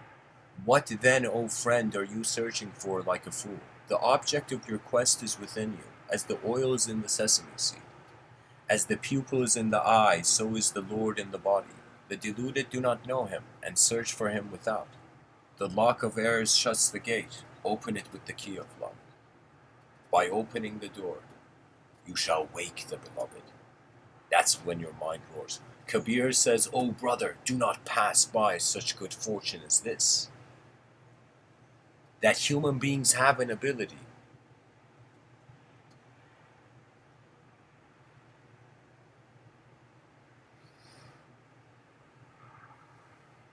to go within change the world.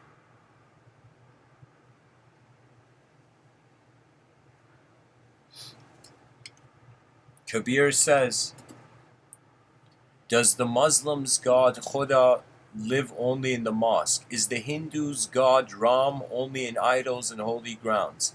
Have you searched and found him there? You imagine that Hari Vishnu is in the east and Allah is in the west, but search for him only in the heart, that is where Ram and Karim both live. Which then is false, the Quran or the Vedas? False is the man who does not see the truth. It is one. It is the same one in all. How can you imagine that it is two? Says Kabir. Lord, every man and every woman are your own forms. I am the simple child of Allah Ram. He is my guru, my peer. Brother, where did your two gods come from? Ram, Allah, Keshav, Karim, Hari, Hazrat, so many names. There may be many golden ornaments, but there is one gold. It has no two-ness in it. Merely for the sake of exposition, we make of the one two. It's duality, ladies and gentlemen. It's the Iron Man suit that our every human being has had to live to participate in conscious history.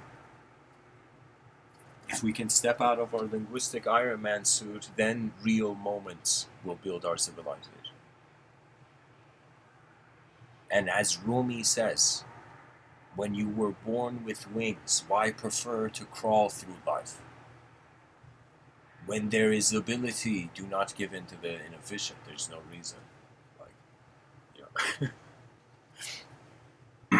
Kabir says, the shadows of evening grow deep while love comes in to soothe every mind and body. Look out toward the last glow of sunlight and look into an endless sky. Drink the nectar from the petals of your heart and leave wave upon wave sweep through your body. What glory in that ocean. Listen, the sound of conches, the sound of bells. Kabir says, O brother, listen, the Lord of all plays his song within you. I could totally imagine, like, the future generations hearing this quote and be like, this guy's tripping. But I'll tell you, like, what he's saying is, guys, let me tell you, poetry is a permission. It's a risk. Just like in businesses, there's risk management. You manage the risk. Poetry is when the person has managed the risk and has considered it's worth sharing, worth risking, right? The whole point of Kabir, even in the previous quote, was that it's beyond words. So what are we doing fighting over them? Could it be that after object worship, we went into subject worship and never woke up? Maybe 2012 was the end of the linguistic simulation beginning. It was the beginning of the end of the linguistic simulation. I will tell you that the future generations deserve so much more than us, that we have to look at ourselves and feel we deserve so much more so that we can give them so much more, you know? You're like, you want the greatest future generations. Technically, that means you have to deserve the greatness now. There's no other moment, you know? The wind blows, the leaves fall, and the multidimensional universe breathes. The multiverse breathes. We are poetry of the multiverse. That is the beauty of communication. And, you know, we may be, I find right now, I would maybe throw this into the future, this idea of what multi-bodyhood may occur 200 years from now.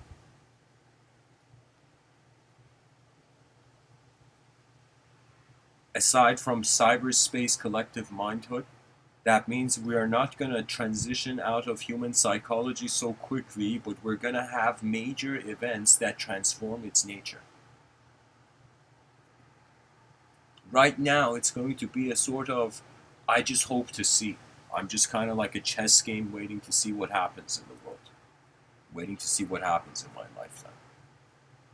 that will the advanced communicators realize they are the advanced communication of the universal sector? That means, here's the thing. I think about what I deserve, certain categories come up. I think about what my species deserves. It so surpasses what I deserve that the might of what the whole system deserves is I would say an ultimate command. What else can 8 billion creatures on a rock do? What can they do? We can just make noise and move. And we can also use our movement and our sounds to build something. That means it's as if even if in the future, let's say there was an extraterrestrial invasion or something, we'd be like, look at these extraterrestrials being so foolish, messing up our masterpiece.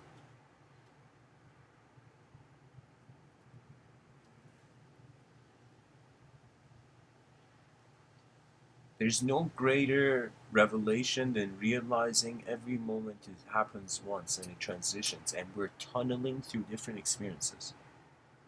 You know, there was this psychologist who wrote a very, I forget the name of the book honestly, but I remember the metaphor the psychologist used inside the book. I tend to remember things through images, uh, very instantaneously.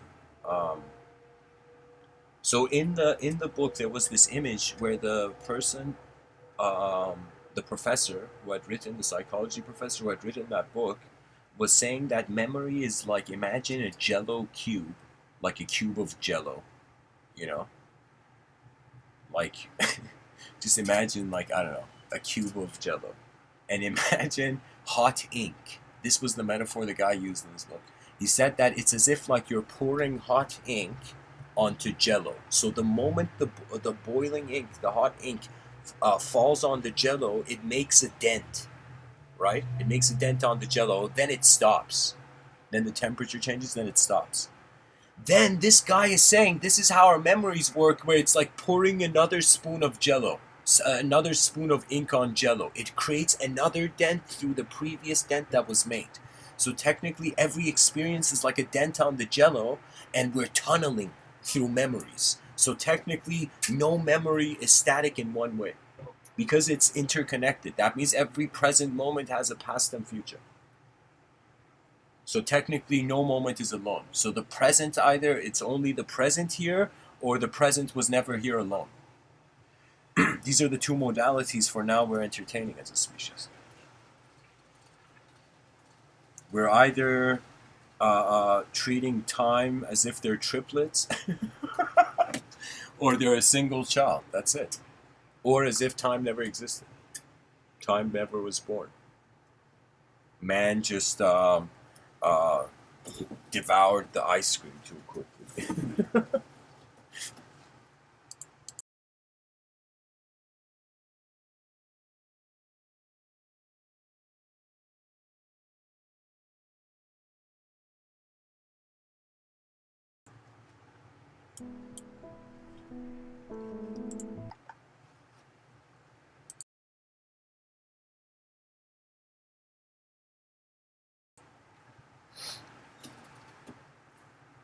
This is why, guys, I am saying, because it's a round circle,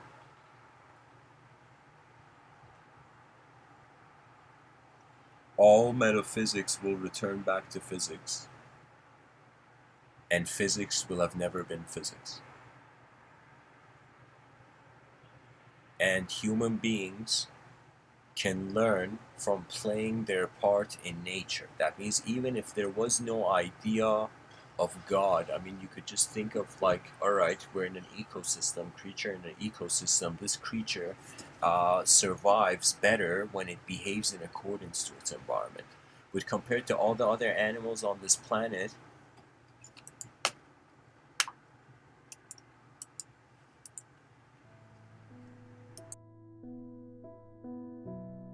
we are actually disconnecting from the ecosystem. We are visually accessing the ecosystem. And so not realizing that we are limiting ourselves in our own nature, literally. Now, this doesn't mean everybody goes and starts, learning from, becoming disciples of Tarzan. It just means that we have to find an conscious evolutionary return to nature. The books are technically trees. Some people look at a book and they see words. Some people look at a book and they see the future of a tree, the future self of a tree.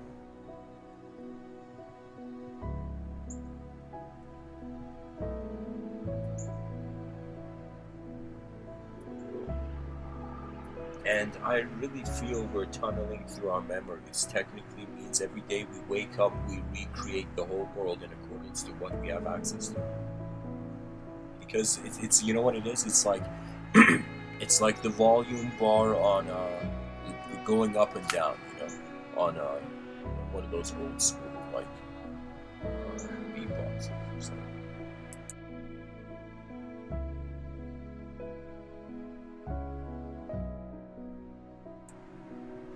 Those old school speakers,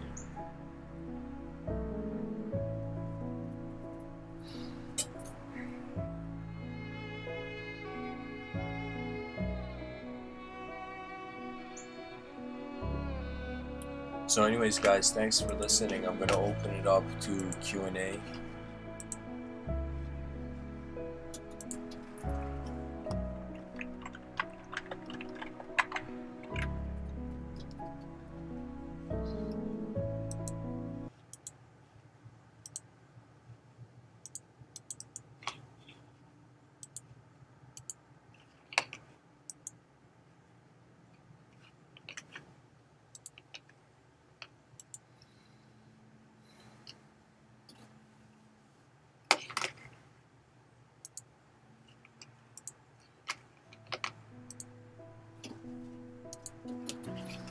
Yeah, guys, I'm just going to open it up to Q&A. I'm getting the link for the song.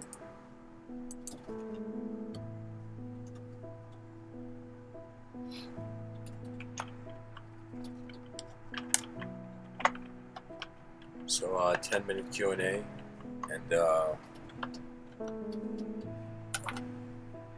this is the part where I return back to the void beyond cyberspace, guys. So if anybody has a question, share your question and I'll enter cyberspace. Cheers.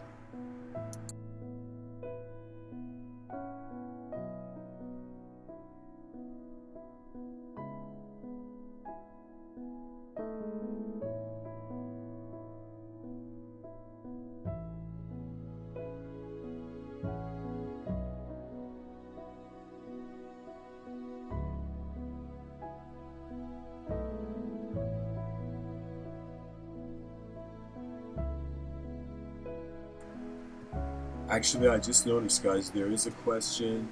Constantine says, is society going forward or backwards? It's going backwards if you define it based on the past.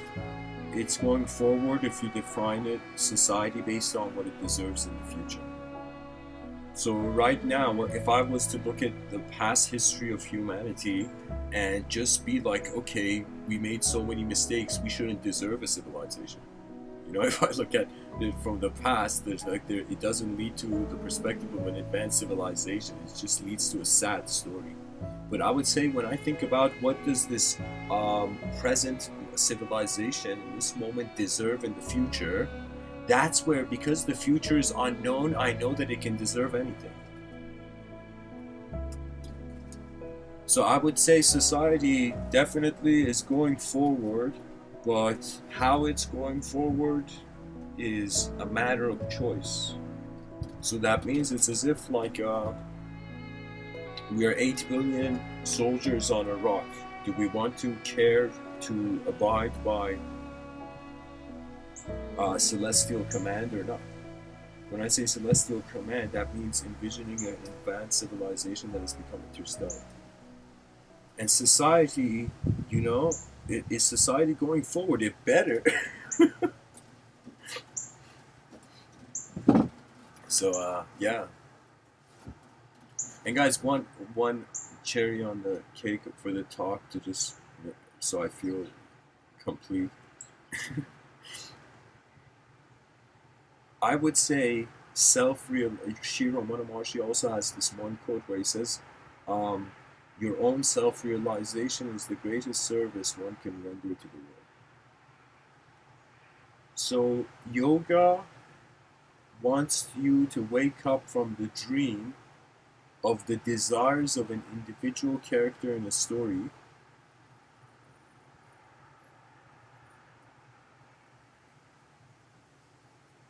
and I would say in my school of thought I am telling people to in some sense not forget that self-realization is important, of course, but to also prioritize building a more advanced efficient system, and then we can all comfortably close our eyes whenever time requires to wants to meet us, the end of time wants to meet us. It's just to get an efficient self-sustaining pattern going in civilization. Pretty much like right now we can just build the backup system to an advanced civilization and make it easier for the future to risk innovation.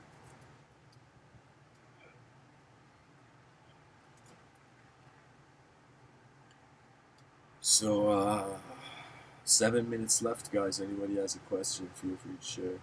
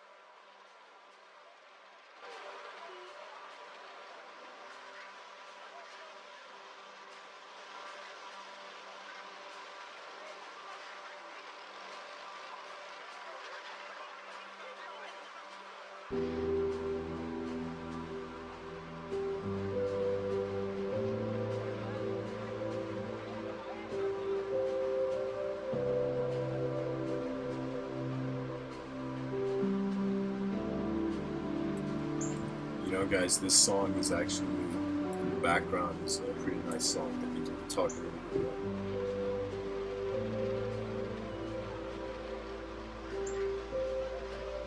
Let's see if I can pull the right sentences out of the word. Eyes open.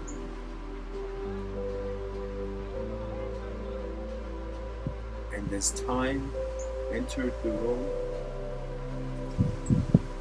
we wondered about how we would work.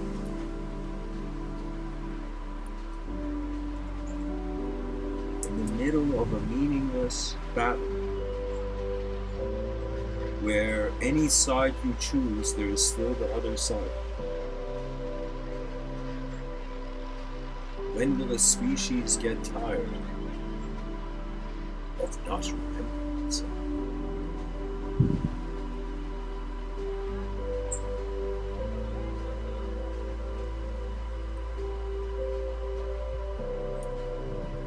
We are living to die, and we're dying to live. We are literally dying to live. And so it's as if every moment is like the way nature is designed. There's this beautiful scene in the movie Gladiator. I believe it's a deleted scene. That means you need the official DVD. People are like, DVD? What is this archaic term you speak of? You know? So guys, 1,000 years ago, there was something known as DVDs.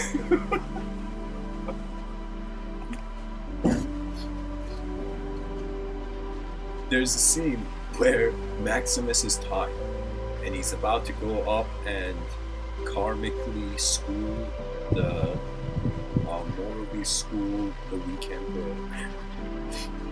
And he schools the weak emperor so bad, the weak emperor becomes a Joker in another life. You know? And and what happens really in that scene is Maximus is tied underneath the Colosseum before he's about to be lifted up or go up or whatever. And his general buddy, who had no choice but to betray him at the beginning, now comes to him as a loyal friend, as if he always was a friend. And he looks at Maximus and says, "Maximus, the army is here. I'm a soldier. I will obey," as if he's saying, "I can get you out of here." And believe it or not, there's a story of Guru Arjan that fits something a similar pattern as this story. But I'll tell you what, Maximus looks at that his general buddy and his like his like commander buddy, and he says, nature. He says something. I don't know exactly the words, but he says something in the sense of nature never puts one in a moment where it has not prepared them. That means because we're natural beings, we have a natural ending. We can choose. If we care for the natural world, the ending can be natural. So it's as if nature prepares. So it's as if in every moment there's a mini creative dimension and destructive dimension to things. Like as I'm saying these words, it's taking energy to say these words. You know? I don't know how much energy it's taking. I don't feel tired, but there's some. It's like either, guys, for the past 6 years, I feel incredibly tired, or I've never felt tired at all. That's like, it's reached that point.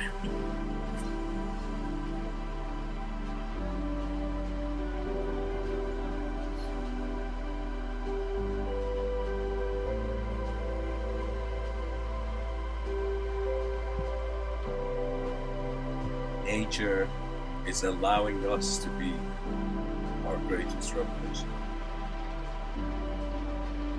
And it's as if, like, it's kind of strange because where can truth go? Or how else can truth be experienced? It's just in the moment.